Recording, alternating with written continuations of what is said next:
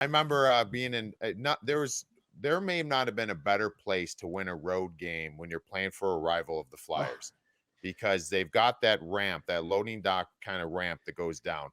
And anytime you leave there, even when you pull in, sometimes early before the game, there's people there. But there's people that line up right there, and they're giving you the finger. They're throwing shit at the bus.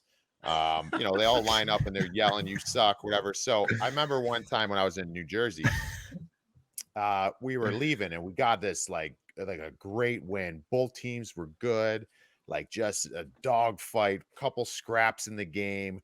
And I don't remember, it's just like a dramatic ending. We win, everyone's fired up. Boys got the cooler on the back of the bus.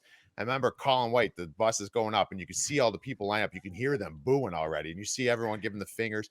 And Colin White, I don't know if you ever heard Whitey's voice, but he's got like I played with him in juniors. Oh, Whitey, I played with him in juniors in Hall and Gatineau. We won a Mem Cup together.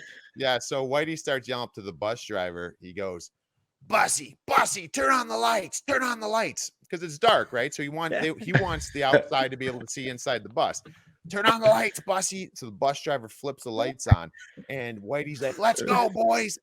And everyone drops our pants, shoots the moon. Sticking our ass cheeks against the glass. We're giving them all the finger. We're giving them all the finger leaving there, and it was like the best, dude. We're like, "Fuck these guys!" And I got out there, and I love playing. Let's go, boys.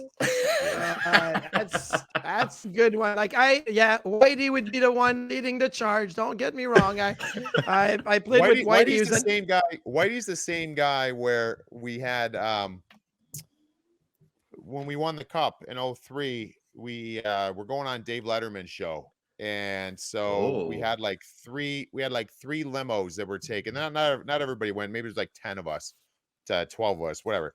And we had like 3 limos and Whitey's in the limo that I'm in. And the cup was too. And so we're traveling. And at this point, I'm pretty green in the NHL. I don't know where I'm at in New York City. I just know we're going to Dave Letterman. And all of a sudden, Whitey goes, "Stop the car. And the limo driver pulls over the side and Whitey opens the door. Like, "What are you doing?" He's like, "Let's fucking go."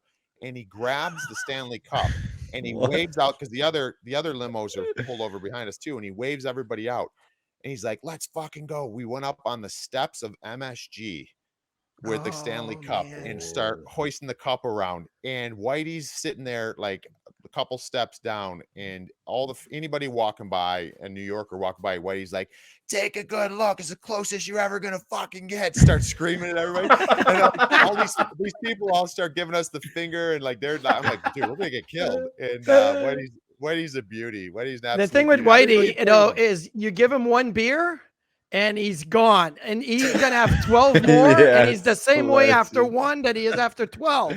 That's that. I mean, we won the Memorial Cup. We were both 19 years old, and in Hall, and we went out in Hall and whatnot. We're walking around the cup, and he's just like, "This is so great!" Like he's just like, he's a puddle after one beer. He had last one on Whitey. He had he liked to go out. He liked to have his beers.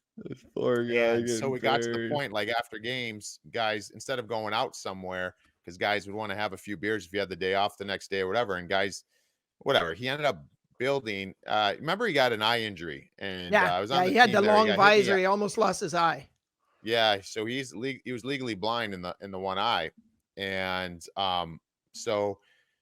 And this will work into the story. So he likes to have the beers, and his wife at the time didn't like that he was going out. So he was going out all the time, coming back late. So they're like, they made an agreement that Whitey was going to build a bar in the basement. Whitey drops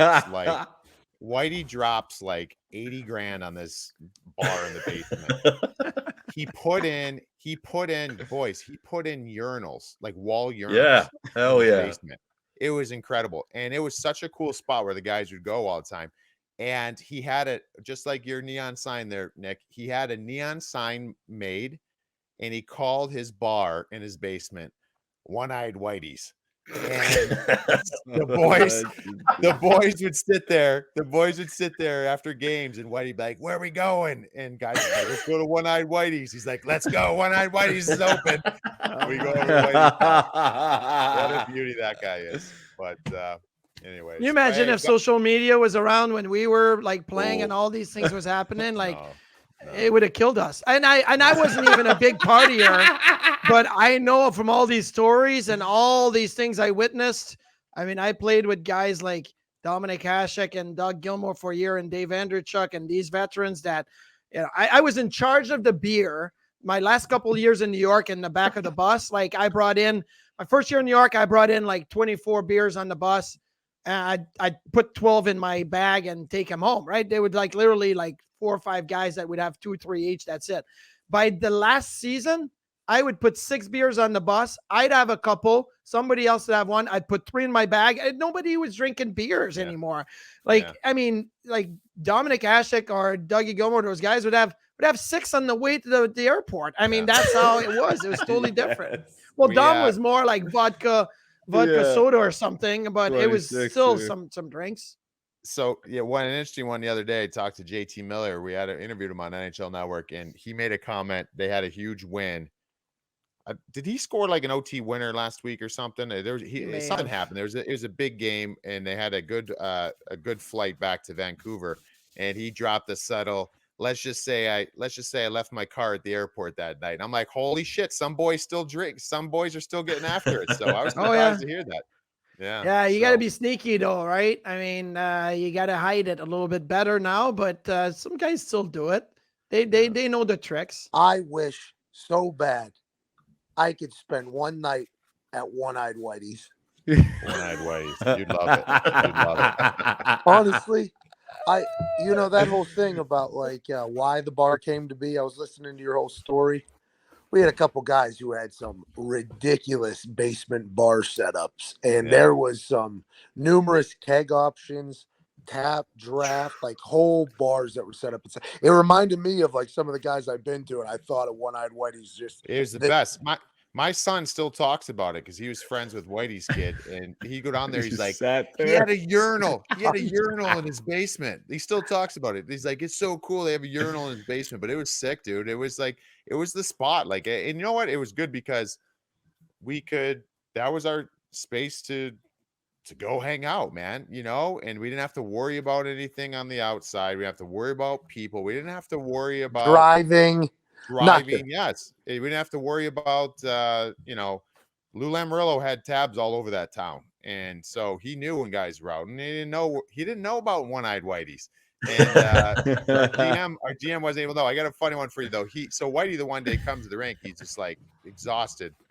And we're like, dude, what the fuck happened last night? He's like, I'm exhausted. I'm like, why are you exhausted? He's like, he came home, and it was a night that no one else kind of went over there. We probably lost or something, and we didn't get together. And he went home, and Whitey was the type where, we all have the people in our lives that do this, where it's like they don't smoke darts until they have a couple drinks, then they want to smoke a couple darts, right? And so Whitey's down in One-Eyed Whitey's by himself, and he puts headphones on. Because he's got at the time his wife and kids, they're upstairs, they're sleeping. Okay. So he doesn't want to play the big surround sound and play music. He puts his headphones on, starts putting some jams, just booming them, and he's in the basement slugging some back, whatever, and he wants to go have a smoke. So he opens the door. It was a walkout basement. He opens the door, goes outside, starts having a smoke, and then next thing you know, he just sees he could see from around the house all these cop lights and police lights. And he just didn't really think anything of it. Thought maybe they're driving by. Next thing you know, these cops come walking in the backyard. And he's like, and they got flashlights. And he's like, and then he takes his headphones off. And all he hears is the fucking alarm going. He had his headphones on. And the alarm was set. And he went outside the door to have a smoke. And the alarm was going off. The cops were there, so he was up trying to explain himself, and it was a late night for Whitey at One-Eyed Whitey's. What a legend! He's a beauty. I still don't think I know who we're talking about, but I love the guy. His name is, and I don't know. I'm curious if you guys actually, came across anybody like. His name's Colin White. He's from Nova Scotia. And so I don't know if you guys have met many people from Nova Scotia, but in the hockey world, like these dudes throw back beers like I've never seen in my life. Really? Oh yeah, Nova Scotia boys can Dude. go.